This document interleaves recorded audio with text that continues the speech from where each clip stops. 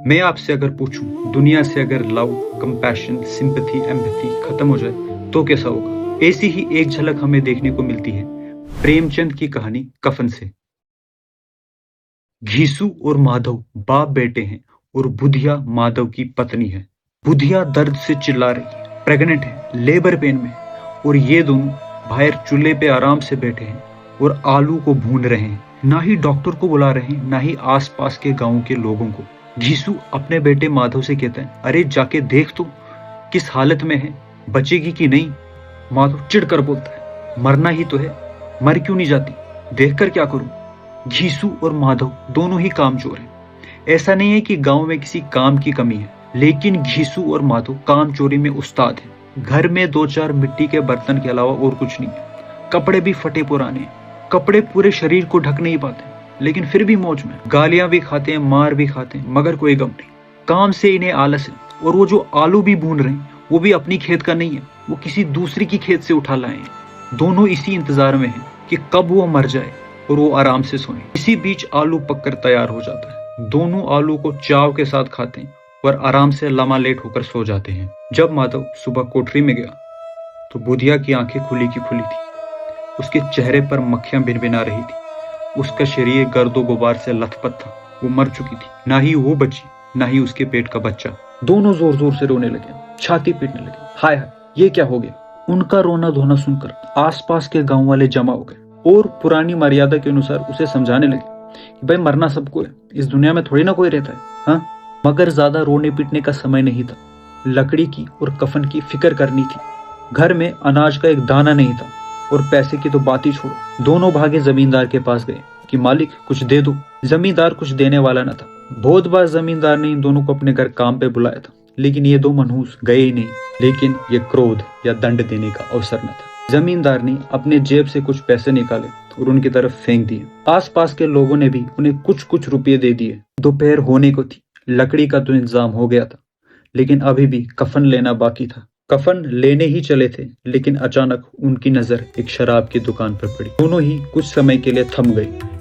फिर पता नहीं कौन सी देवी शक्ति उन दोनों को मधुशाला के अंदर ले गई। फिर घीसू मधुशाला वाले से कहता है, साहू जी एक बोतल हमें भी देना।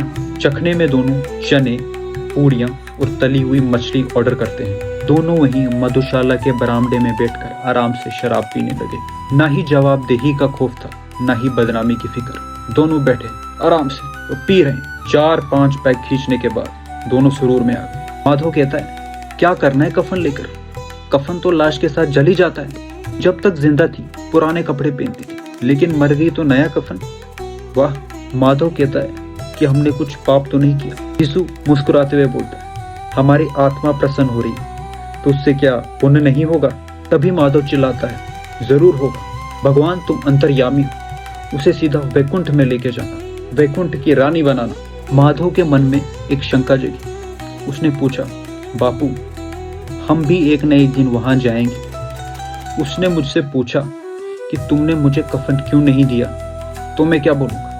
घीसू ने इसका कुछ उत्तर नहीं दिया। वे परलोक की बातें सोचकर इस आनंद भरे मौके का मजा खराब करना नहीं चाहता था। लेकिन थोड़ी देर के बाद ही घीसू बोला, पूछेंगे तेरा सर, तुझे कैसे पता कि उन्हें कफन नहीं मिलेगा?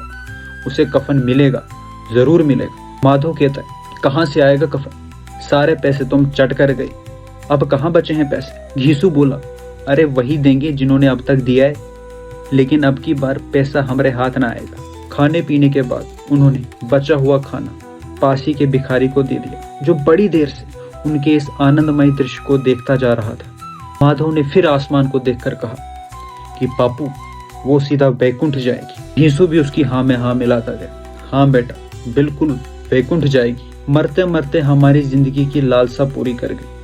अरे बेटा, अगर वो वैकुंठ नहीं जाएगी तो कौन जाएंगे? ये मोटे मोटे लोग जो गरीबों को दोनों हाथ से लूटते हैं और अपने पाप धोने के लिए गंगा में जाते हैं, मंदिरों पे जल चढ़ाते हैं। अस्थिरता नशे की खासियत है। श्रद्धालुता का ये रंग जल्दी ही बदलने लगा। माधव बोला, लेकिन बापू बेचारी ने जिंदगी में बहुत दुख भोगे और मरते मरते भी बेचारी बहुत पीड़ा से मरी। उसकी आंखों में आंसू आ गए।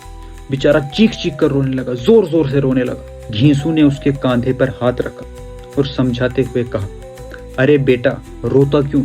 दुखी क्यों होता है? खुश हो कि वो इस माया जाल से मुक्त हुई, जंजाल से छूटी, बड़ी भाग्यवान है जो इतनी जल्दी उसे मोक्ष प्राप्त हुआ। और दोनों फिर खड़े हो गए, गाने लगे, नाचने लगे, झूमने लगे, नाटक भी किया और आखिर में मदमस्त होकर नशे में वहीं गिर पड़े। दोस्तों, अगर आपको भी प्रेमचंद की कहानियां पढ़नी है तो मैंने कुछ लिंक्स दिए हैं,